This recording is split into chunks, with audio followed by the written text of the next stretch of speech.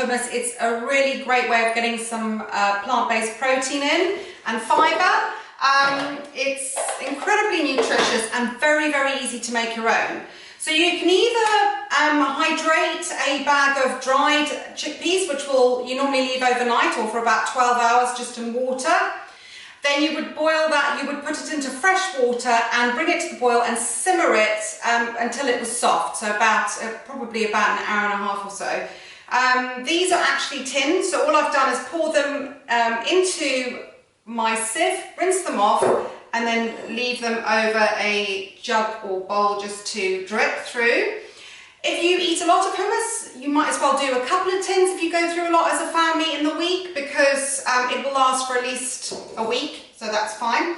And all you do is pop it into a food processor like that, okay? And traditional hummus has tahini, which is a paste made out of sesame seeds. So if you're allergic to sesame, you wouldn't use this. I'm going to stick a tablespoon of that in, like that.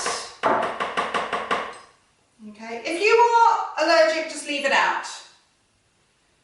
There we go. Okay. Right, now if I was going to use 2 tins, I'd use about half a clove of garlic. I'm going to use about a quarter for this because I've only got 1 tin in. Like that. And I'm going to use lemon juice. So I'm just going to squeeze my lemon in the lemon squeezer to catch all the pips for me.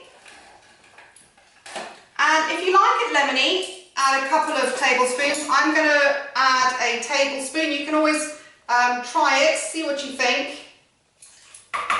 And, well, maybe we'll put 2. I quite like it lemony. Right, there we go, put it in there. And then instead of extra virgin olive oil, I normally just use a light olive oil or a light vegetable oil, and the reason is that sometimes the extra virgin olive oil can make it really bitter. So I'm just going to pop in 2 of those, like that. Pinch of salt, and then you put the lid on and whiz it up. So you want it to get really fine and smooth, like you normally have hummus that you buy in the shops. You can play around with this recipe. If you want to add some more tahini, you can. It's up to you. But you just want it to become completely fine. Okay. If you don't want to add too much more oil, but you need it to be a bit smoother, I sometimes just add a little bit of water. So to this, I'm going to add about a quarter of a cup of water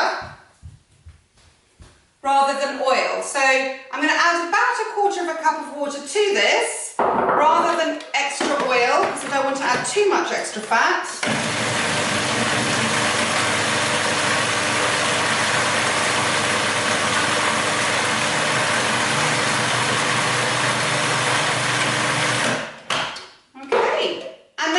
Need to use your spatula, check that you've got it all incorporated and scraped down the sides, check for seasoning, so take a teaspoon, never double dip, remember, so taste it. If it needs a little bit more seasoning or a little bit more lemon juice, you can add it then. And then just check it's as smooth as you'd like it to be and scrape it using your spatula. Scrape it into your bowl.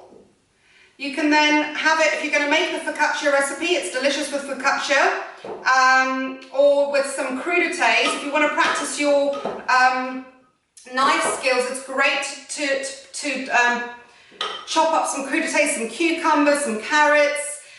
We love roasted beetroot with hummus, and it's very easy to do. You just peel the beetroot, cut them into quarters, and then roast them in an oven with a little bit of olive oil, a little bit of balsamic vinegar and a little bit of salt, and bake them, depends how thick you've made them, but for about 25 minutes at about 200 degrees, and it sort of starts caramelizing on the edges. Let it cool, and then the beetroot is absolutely, roasted beetroot is absolutely delicious dipped in hummus. The other thing you can do is play around with the hummus. You can add other things to it if you wanted to add some roasted butternut or some coriander. And there we go. So you've got your hummus, very easy to make. Save you a fortune if you eat a lot of hummus to make it yourself. And then the other dip I'm going to put on two recipes is going to be a mackerel pate, because it's a great way of getting omega-3 fish oil into your diet, and I know a lot of you boys have discovered that you do really like smoked mackerel. So very simple. Unfortunately, I made mine yesterday and I totally forgot to film it because we were having it for lunch. All I do is use 180 gram Philadelphia cheese for my mackerel pate. I pop the whole thing into my food processor, and then the packets, the vacuum packed packets you get of smoked mackerel, I use a whole one of those, take all the skin off the mackerel, just break it into bits into my food processor, a couple of tablespoons of lemon juice, and whiz it up until it's smooth, and that's it. Spoon it into your bowl. Again, that keeps for a good 5 to 7 days, like your hummus. So those are two different dips you can make to have with your focaccia or to have with crudités, and they add obviously protein, and in the mackerel pate you'll be getting all the fish oils, the omega-3s that you need as well, so it's a great thing to add. Have a go and see how you get on, and send me in your pictures.